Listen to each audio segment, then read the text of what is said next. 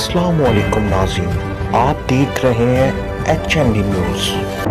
हम मौजूद हैं अलियास कॉलोनी 319 HR मरोड़ में, जहां के मकीनों ने अपना एहतजाज रिकॉर्ड कराया है कि उनकी आसपास की तमाम कॉलोनियों में सीवरेज मौजूद है, जबकि उन्हें सीवरेज से महरूम रखा गया है।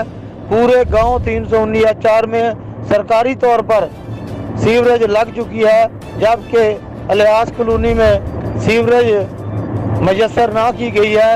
उनका हुकूमत वक्त से मुतालबा है कि उन्हें भी सीवरेज फराहम की जाए। सुनते हैं उन्हीं की ज़बानी। जी की नाम है भैया? मोहम्मद सदीक साहब की मामला है इस कॉलोनी का जी? ਇਹ ਜੀ ਇਹ ਅਲਿਆਸ ਕਲੋਨੀ ਦੇ ਵਿੱਚ ਮੈਂ ਰਹਿੰਦਾ ਪਿਆ ਜੀ, ਇੱਥੇ ਰੋਡ ਦੇ ਵਿੱਚ, ਤੇ ਸਾਡਾ ਸੀਵਰੇਜ ਦਾ ਮਸਲਾ ਹੈ ਜੀ। ਤੇ ਇਹ ਮਿਹਰਬਾਨੀ ਕਰਕੇ ਜਿਹੜੇ ਇੰਤਜ਼ਾਮੀ ਹੈਗੇ ਨੇ ਉਹਨਾਂ ਨੂੰ ਮਿਹਰਬਾਨੀ ਕੀਤੀ ਜਾਵੇ ਕਿ ਸਾਡਾ ਇਹ ਮਸਲਾ ਹੱਲ ਕੀਤਾ ਜਾਵੇ। ਤੇ ਸਾਡੀ ਇਹ ਰਿਕੁਐਸਟ ਹੈ, ਅਸੀਂ ਤਕਰੀਬਨ 30 ਸਾਲ ਤੋਂ ਇੱਥੇ ਬੈਠੇ ਹੈਗੇ ਹਾਂ ਜੀ।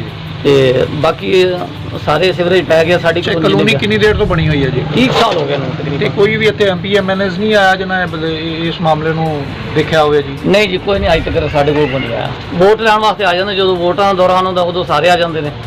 ਜਦੋਂ ਮਤਲਬ ਹੁਣ ਕੰਮ ਦੀ ਗੱਲ ਹੈਗੀ। ਇਸ ਕਲੋਨੀ 'ਚ ਕਿੰਨੇ ਲੋਕ ਰਹਿੰਦੇ, ਕਿੰਨੇ ਘਰ ਨੇ ਮੌਜੂਦ? ਤਕਰੀਬਨ ਇੱਥੇ 200-250-300 ਘਰ ਬਣਦਾ ਹੈ।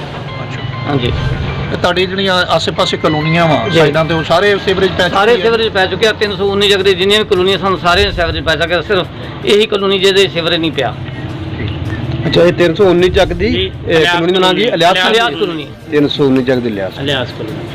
ਮੁਹੰਮਦ ਅਖਤਰ ਸਾਹਿਬ ਕੀ ਮਾਮਲਾ ਜਿਹੜਾ ਨਾ ਜੀ ਬਾਈ ਸਦੀਕ ਸਾਹਿਬ ਨੇ ਮੌਕਫ ਦਿੱਤਾ ਇਸ ਹਵਾਲੇ ਨਾਲ ਤੁਸੀਂ ਕੀ ਕਹਿੰਦੇ ਜੀ? ਉਹ ਜਿਹੜਾ ਸਦੀਕ ਸਾਹਿਬ ਨੇ ਮੌਕਫ ਦਿੱਤਾ ਬਿਲਕੁਲ ਦਰੁਸਤ ਦਿੱਤਾ ਵਾ, ਤੇ ਲਿਹਾਜ਼ਾ ਇਸ ਵਾਸਤੇ ਅਸੀਂ ਅਪੀਲ ਕਰਦੇ ਹਾਂ ਗੌਰਮੈਂਟ ਦੇ ਅੰਦਰ ਵੀ, ਜਾਂ ਅਸੀਂ 130 ਸਾਲ ਤੋਂ ਇਸ ਇਲਾਕੇ ਦੇ ਵਿੱਚ ਰਹਿ ਰਹੇ ਹਾਂ, ਤੇ ਲਿਹਾਜ਼ਾ ਸਾਡੀ ਇੱਥੇ ਕੋਈ ਨਹੀਂ ਸੁਣਵਾਈ ਹੋ ਰਹੀ, ਤੇ ਸਾਨੂੰ ਸੀਵਰੇਜ ਦਾ ਬੜਾ ਮਸਲਾ ਵਾ, ਤੇ ਲਿਹਾਜ਼ਾ ਸਾਡਾ ਇਹ ਹੱਲ ਕੀਤਾ ਜਾਵੇ। ਸੋਲਰ ਵਗੈਰਾ ਦਾ, ਨਾਲੀਆਂ ਦਾ ਜੋ ਵੀ ਹੈ, ਮਿਹਰਬਾਨੀ ਕੀਤੀ ਜਾਵੇ।